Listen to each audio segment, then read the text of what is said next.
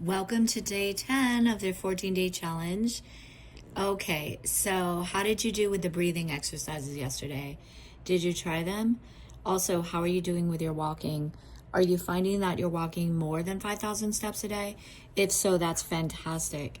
You know, the more you walk, the better, as long as you're not overdoing it. And walking at a comfortable pace actually is ideal.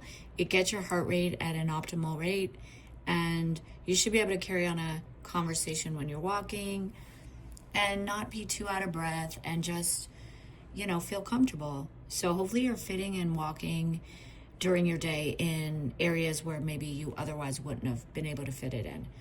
Parking further away from a store if you're going to run in, maybe walking up some stairs instead of taking an elevator.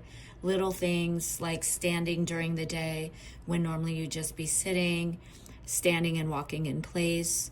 If you're lucky enough to have a standing desk, even better, or even a walking pad underneath your desk, those are great to have also, if you can do that.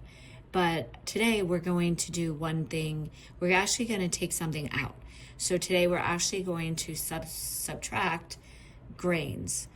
Now, I don't know if you've already been doing this. Maybe you are just an overachiever and you're really, focusing on getting healthy. Maybe you've looked at some of the other program materials that I share. But today I recommend taking out all grains. What are grains? Well, I'm sure you know what grains are, but I'll just clarify here, because sometimes people think things are not grains that actually are. So that would be all wheat, rye, barley, oats, corn, and I know I'm leaving a few out, but anything that has been basically processed into a flour that is not a vegetable or a nut. Now they do have nut flours now, they have vegetable flours now.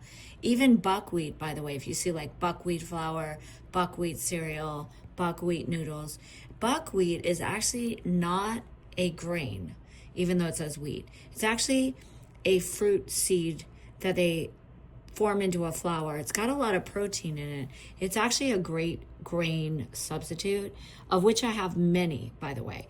Going grain-free does not mean you cannot have bread-like products or cracker-like products or tortilla-like products. There are some really great substitutes now in the stores, luckily, that are made from different types of flours, like nut flours, chickpea flours, bean flours.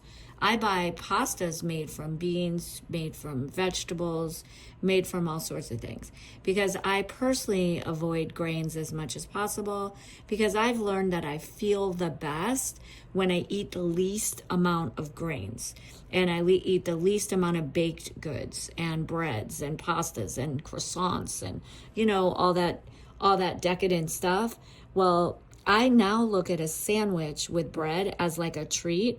And that may sound crazy to you, but I do that for myself because I know how I feel when I eat a huge sandwich. Like, first of all, I can't personally eat a big sandwich anymore. I just can't eat that much bread at one sitting anymore because I'm just not used to it anymore.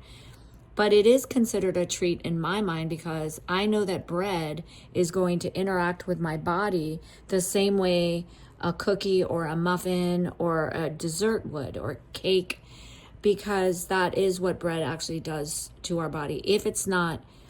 There's exceptions to the rule.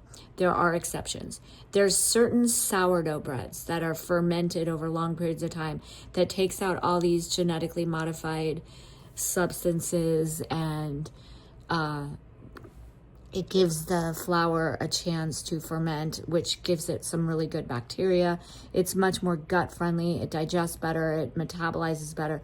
There are exceptions. And if you've ever traveled to Europe and eaten the bread products in Europe, when you've been over there and you felt great, you didn't get bloated, you felt fine, you had energy instead of feeling tired, all these things that people notice when they go to Europe. And that's because Europe doesn't allow any of the same stuff into their flours and grains and crops that we allow over here. They don't spray their crops. They're not genetically modified seeds. They're actually real ancient seeds that haven't been adulterated or altered to actually damage our gut lining.